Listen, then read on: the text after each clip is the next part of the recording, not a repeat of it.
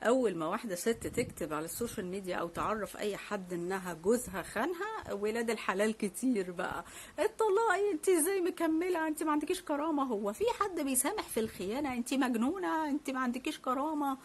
مش ايه حب الخير اللي انتوا فيه ده.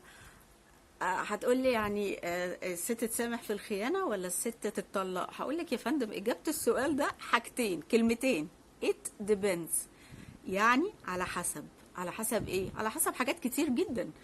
اولها شخصية الراجل. هو الراجل اللي خان ده هو اصلا شخص خاين، اخلاقه من زمان مش كويسة، ولا هو حد محترم وذل، وقع في غلطة، اتلم على شلة منيلة وقعوه مش عارف في ايه، فهو مش قاصد، مش دي اخلاقه، بس حصلت غلطة.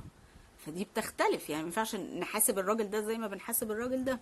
تاني حاجة، نفسية الست. في ستات بسم الله ما شاء الله هدوء برود، يعني بص، اللي هو يخون عادي بس المهم يرجع لي بالليل، يخون عادي وعادي هي متقبلة دي، اقول لها اتطلقي ليه؟ وفي واحدة تانية تقول لك لا انا نفسيا مش طايقاه، هي فعلا نفسيا متدمرة، ما ينفعش اجبرها انها تكمل، مش طايقة تشوف شكله بعد اللي حصل. فبرضه نفسية الست بتحكم. وطبعا الحالة المادية للست، يعني قبل ما تروحي تخربي الدنيا وطلقني ومش عارف ايه، وافرض الراجل عند، لازم يكون في اعتبارات كتير في دماغي اعمل حسابها. عند معايا، رماني في الشارع، طلع حد مش كويس، طب انا وولادي هنشحت ولا هنتسول ولا هنعيش ازاي، مستورين ماديا ولا لا؟ وطبعا اخر اعتبار واهمهم طبعا رد فعل الراجل ايه. هو لما مثلا اكتشفتي خيانته، اعتذر وندم وسامحيني وانا مش هعمل كده والله العظيم كانت غلطه والله، ولا قالك هو ده اللي عندي يا حبيبتي واعلى ما في خيلك اركبيه؟ ده بيختلف عن ده. فالموضوع مش ان احنا نمشي انت ما تسامحيش انت تطلقي، انت كل واحده وليها ظروف وليها نفسيه مختلفه عن التانيه.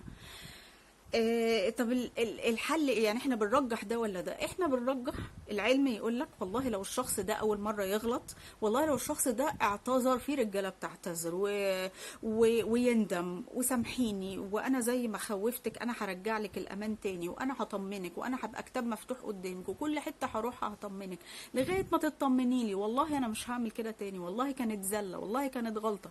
هنا بنقول للست طبعا يفضل انك تسامحي، وخصوصا لو في عشره طويله وفي عيال، ما تخربيش، اديله فرصه. طب الراجل بقى اللي هو على الجانب التاني، اللي هو لا هو كده وكل شويه بيغلط وبيعتذر وبيرجع تاني، ده راجل خاين.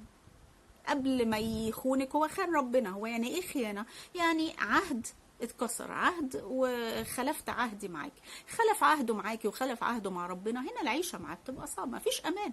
فقدتي تقديره ليكي واحترامه وفقدتي الامان معاه، طب هتكملي ازاي؟